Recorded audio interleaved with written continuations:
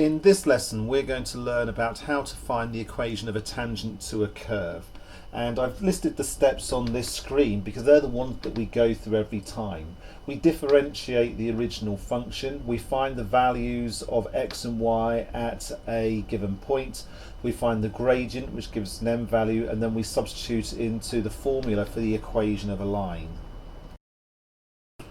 I'd like to start off by finding the equation of a line using the given formula that we've got here.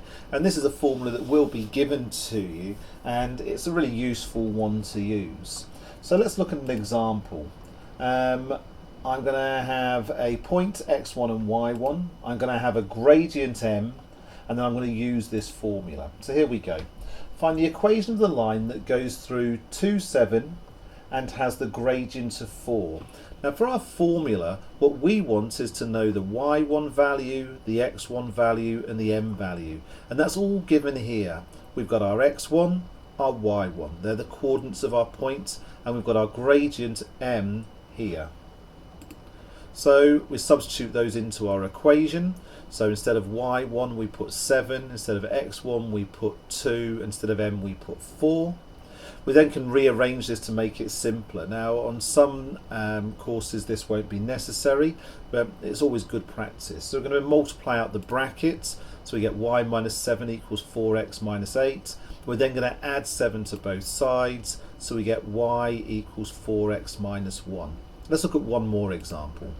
Find the equation of the line that goes through minus 2, 4 and is perpendicular to the line with gradient a half.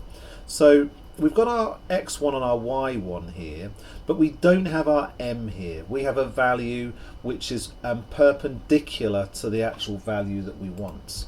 Well, to find the perpendicular gradient, it's just the negative reciprocal. And the reciprocal of a half is 2, and the negative of 2 is negative 2.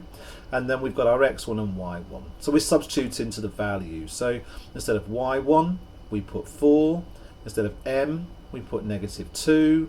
Instead of x, we put negative 2. And notice that minus 2 is plus 2. If we multiply out the brackets and simplify, this side's going to be minus 2x minus 4. Add 4 to both sides, and we get y equals minus 2x. Okay, so let's try this now, but doing it with finding the equation of a tangent. So here's our example. Find the equation of the tangent at x equals 3 to the curve y equals x cubed minus 5x plus 1.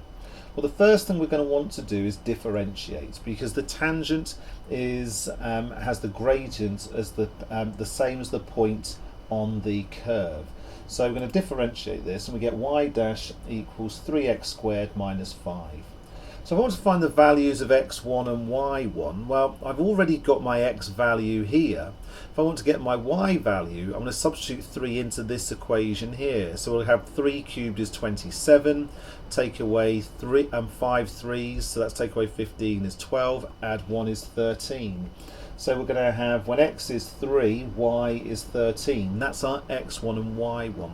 But we also now want to get the m value, and we get that by substituting 3 into the gradient function. So we've got 3 times 3 squared, so 3 times 9 is going to give us 27, take away 5 is 22. So we have when x equals 3, y dash is 22. So that gives us our x1, our y1 and our m. We're going to substitute that into the given equation here, and we have y minus 13 equals 22x minus 3. So let's simplify that. If we expand the right hand side, we have 22x minus 66, then add 13 to both sides, we have 22x minus 53. In the description below you can find a link to a worksheet that has questions that you can try on your own.